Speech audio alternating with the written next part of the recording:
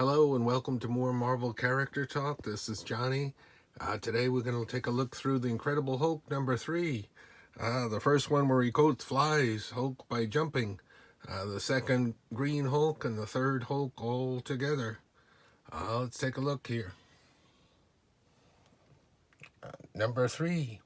If you like, please subscribe, hit that notification bell, like, reply, and share. Oh, that's a 12 center.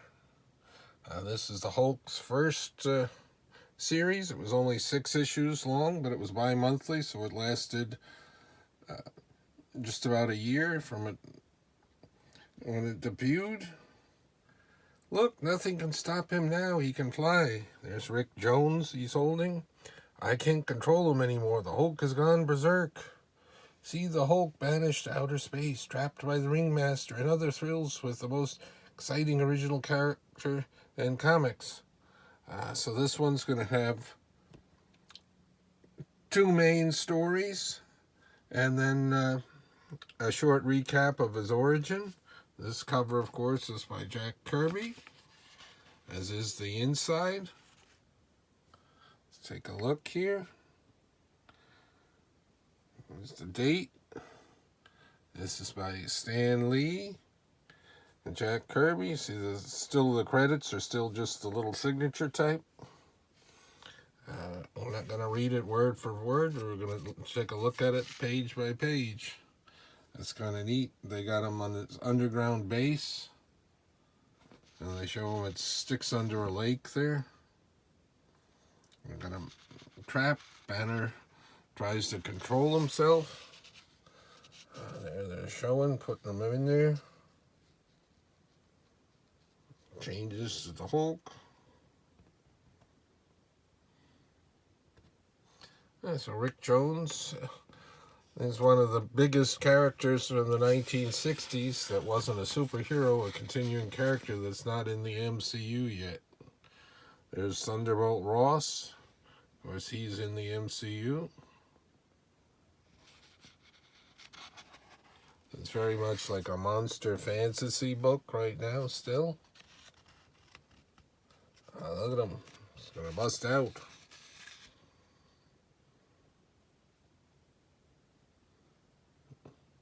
This is inking by Dick Ayers over Kirby's work. And it's the combination that they had in the first issues of the Fantastic Four also.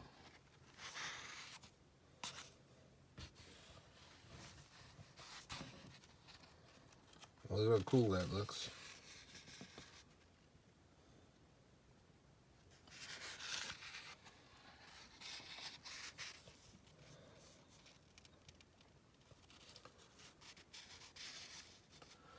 So this issue was good, but there's no bad guy in this story. There will be in the last story, and it's an interesting one when we get to it. This is kind of neat. They kept changing how and why the Hulk would change because it was at nighttime and stuff. And there he is. Look at him. He's yelling. He thinks he's going to get him. Remember, Rick Jones is supposed to be a teenager. He discovers at this point he can tell him what to do so he can control him. So that's why in the cover he says, "Ooh, I can't control him now." Because he could control him for a while. So he's got him there.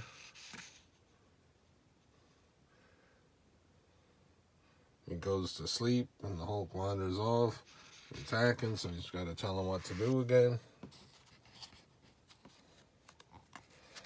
And there he goes, "Ooh, we're flying."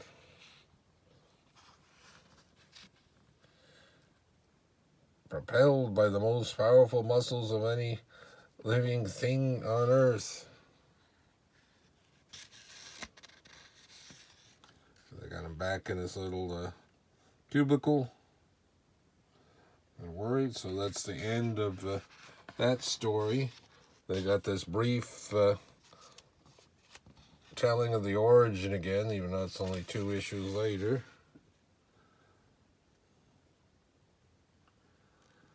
So they mentioned that when you get this one graded, They'll have that on the top about what's interesting about this story. And I remember this first origin, issue 1, he was gray. There they're just showing it that it happens in green. So there he is, he's back to that. And then this is cool. This is like a pin-up, this first splash page here for the Ringmaster. So this is the Ringmaster in the Circus of Crime. He's the main character of the Circus of Crime and the leader. When they bring them back in Spider-Man 16, they introduce more of the regular circus members. There's the crafty clown. Looks pretty much like he does later on, but they don't refer to him specifically. They have a couple of other people in here, Bruto the Strongman and Tina, the fat lady, that are characters, and they don't bring them back that much. So we've got people are hypnotized and robbed because the circus comes to town and they got to figure it out. There he is. Of course, later on, see, he's got a red shirt with the stars, or orangey shirt. His standard costume would be a green shirt with the stars. Yeah, there's Bruto, the strong man, and there's Tina, the fat lady. So they're busy stealing. They go through. There's Rick and the Hulk. They see about the circus. He's got that hypnotic hat. This was the very first letters page for the Hulk, so they did get a letters page in his own comic here before it was canceled. So that was neat. Which comic was letter was man, oh man, oh man, oh man, oh man, oh man. We hope that means you like it. Tell you about the fan page, jazz it up. If you don't like something, but they couldn't find letters that didn't like it. So that's kind of neat. Yeah, so this is all Hulk story page, no ads for other Marvel comics, and they just have the letters page to make the total page count of 25 inside, and then plus the ads. So there they got the Hulk. He's on it. Going to be under there. Rick Jones is still there, so they got the Hulk under the control for a moment.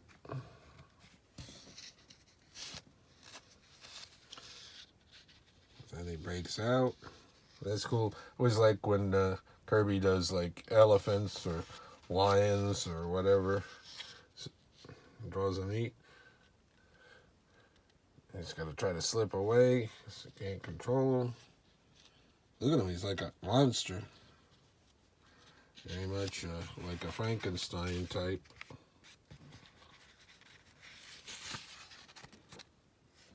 And he's got a hold of him. I think they don't say it here, but Ringmaster's name is Maynard something.